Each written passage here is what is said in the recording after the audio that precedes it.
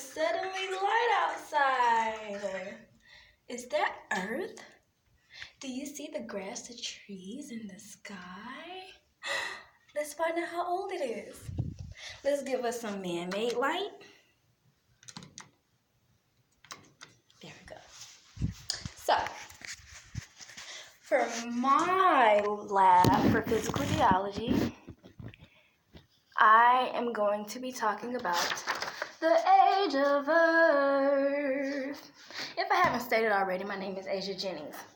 So firstly, I'm going to read a little bit of the scientific facts on the beginning of life. The geological history of Earth follows the major events in Earth's past based on the geological timescale, a system of chronological measurement based on the study of the planet's rock layers. Earth formed about 4.6 billion years ago by accretion from the solar nebula, a disc-shaped mass of dust and gas left over from the formation of the sun, which also created the rest of the solar system. So, in my lab, I'm going to be comparing the beginning of Earth based on the Bible's King James Version versus scientific data. Firstly, we're going to go with scientific data. So basically, scientists kind of broke everything down or divided it into eras, and in each era is a chronological order of periods. Throughout those periods, there were volcanic eruptions, continental drifts, and crust cooling on the earth, and extinction events, and they all played a vital role, I guess, scientifically to the age of the earth. So on my little board, I firstly put that the Precambrian at the very top was 4.6 billion years ago. That's the Precambrian era, the first era. Then in that era, there was the Hadean Eon period, which was when the solar system formed 4.6 million years ago. The Archean Eon, Earth's crust cooled 4,000 years ago. The Proterozoic, I can't even read my own, Proterozoic Eon, 2,500 years ago. Deep water deposits. The Phanerozoic Eon, 541 million years ago, continental drifts. The Paleozoic era, 542 million, global ice age, end of global ice age. Cambrian period, 541 million, continents drifted. Ordovician period, 405.4 million, extinction events. Then throughout that period, there was the Silurian period, Devonian period, Carboniferous period, Permian period, and they all range from 348.9 million to 443.8 million years. And after that, those periods was the Mesozoic era, which was 252 million years ago.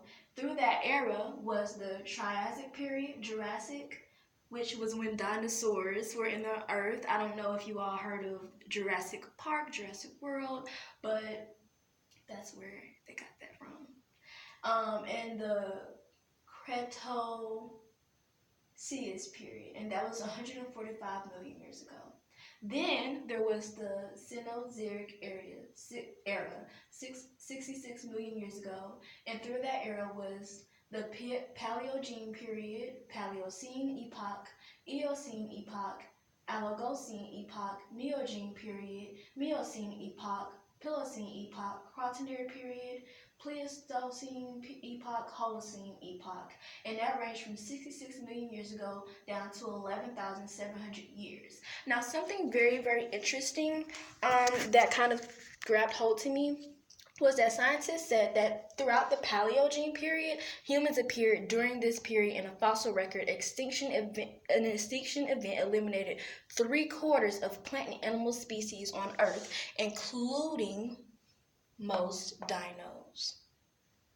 So, if we travel with this little line I drew here, it'll take us all the way to Noah's Ark.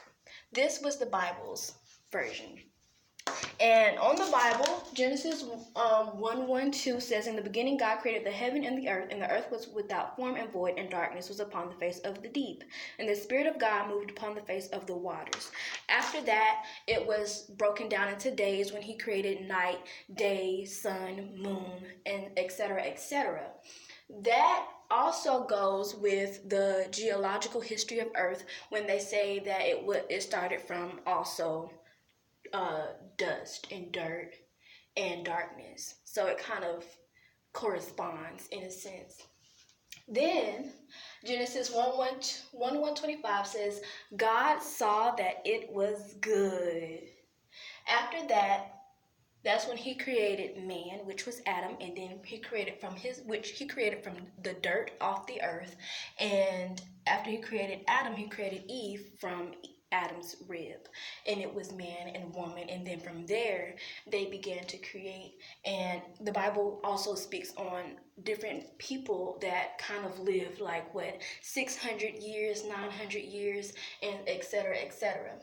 Genesis 6:1-4 speaks on the Nephilim. The Nephilim was the fallen angels who were different from humans, and they were considered giants, and they started mixed breeding with the women, and it kind of like just blew up everything and created a catastrophe in the earth. And that's when God created the ark, sent Noah to create the ark. And on the ark, he advised him to bring 2 of every kind of animal species, birds, lions, anything, and his family. That was in Genesis 6:14-16.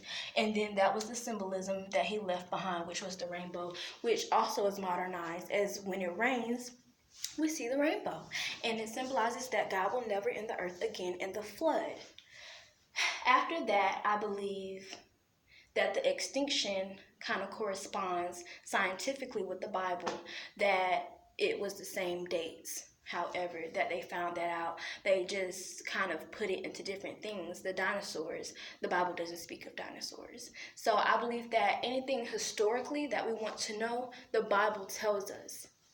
It's just a more spiritual aspect than more so scientific. And that is my lab. Hope you all enjoyed. Oh, it's 7 minutes.